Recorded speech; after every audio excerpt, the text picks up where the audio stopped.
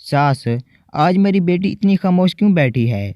दामाद, कुछ नहीं, लाइट गई हुई थी, उसने लिपस्टिक मांगी, मैंने एल्फी दे दी, शायद इसी बात पे नाराज बैठी है।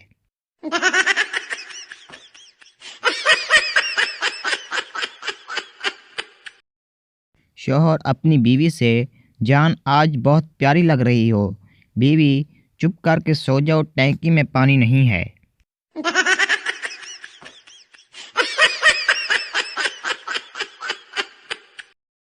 दूल्हा, तुमने मुझ में ऐसी क्या खूबी देखी जो शादी के लिए फ़ौरन हाँ कर दी? दुल्हन शर्माते हुए बोली, जी मैंने आपको एक बार अपनी बालकनी से बर्तन मांजते हुए देखा था।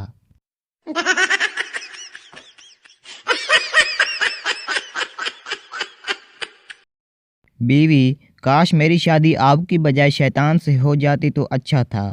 शौहर, तौबा करो तौबा, भाई बहन की शादी नहीं हो सकती।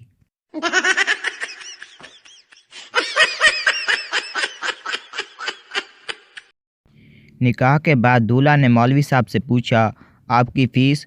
मौलवी साहब, बीवी की खूबसूरती के हिसाब से दे दो। दूल्हा ने 100 रुपये दे दिए। मौलवी साहब को बड़ा गुस्सा आया लेकिन चुप रहे।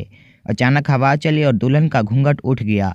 मौलवी साहब मुस्कुराकर बोले, ये लो बकाया 80 रुपये।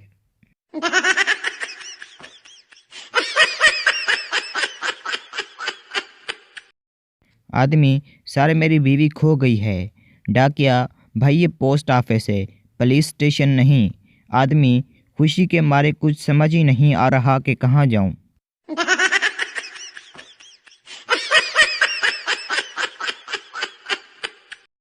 एक साहब दफ्तर पहुंचे तो उनकी आंखें सूजी हुई थीं और मुंह पर 12 बज रहे थे।